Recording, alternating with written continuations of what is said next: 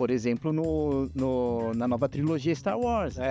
Que a gente tem, por exemplo, né, uma figura, né, de um homem, né, hipermásculo, que é o Darth Vader, né? Um homem extremamente autoritário. É uma voz, assim. Uma voz forte, superpoder. Então, olha a masculinidade, se a gente pensa masculinidade, o signo da masculinidade como o poder, a força, né?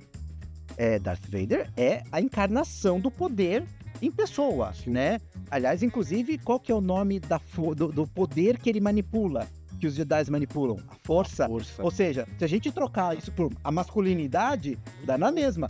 Né? Psicanaliticamente falando, qual que é o símbolo dos Jedi? A espada, que é um símbolo, o sabre fálico, um símbolo fálico, um símbolo também de masculinidade, né?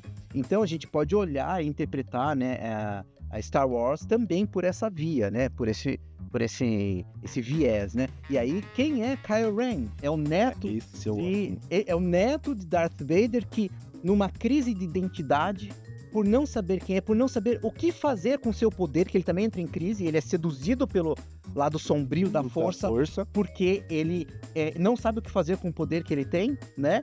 Ele passa a usar uma máscara parecida com a máscara do avô, não é isso? Sim.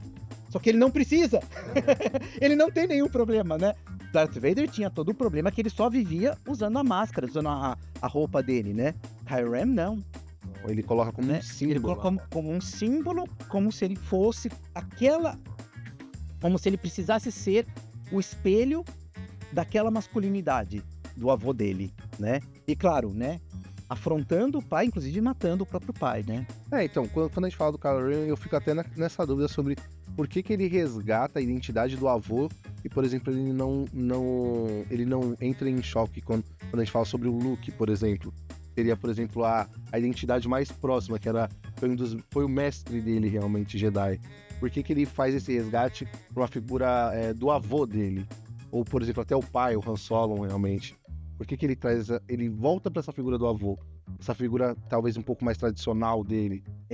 Eu acho que, assim, né, claro que aí temos um universo expandido para buscar muitas explicações, né? Mas assim, do especial Star Wars. Exatamente, né? Boa.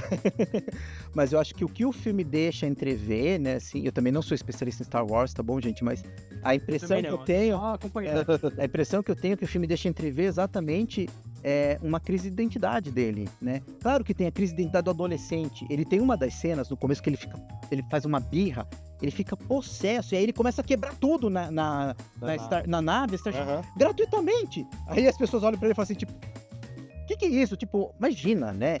Isso é um mau uso do poder, da força, de tudo que você possa imaginar por uma birra, né? Então, eu acho que o Kylo Ren, ele é um garoto, né, um adolescente, um jovem que vive uma crise de identidade muito forte, né, sem compreender as suas origens, sem compreender a própria estrutura da masculinidade nas suas origens, da força, do poder, por que o seu avô fez o que fez, por que o seu pai fez o que fez, né, porque sua mãe é a mãe dele, né, e claro, tem coitado do tio, né, sobrou pro tio, né, o Luke ali tentar alguma coisa que conseguiu, óbvio, né. Então, é possível a gente pensar que ele faz uma identificação com o avô como uma forma de tentar suprir uma identidade, uma máscara que ele não tem própria, né? Porque tá confuso, né? E aí, como ele não sabe usar a sua força, o seu poder, ele vai se identificar com a forma como o avô usava a força e o poder. E até ser seduzido, né?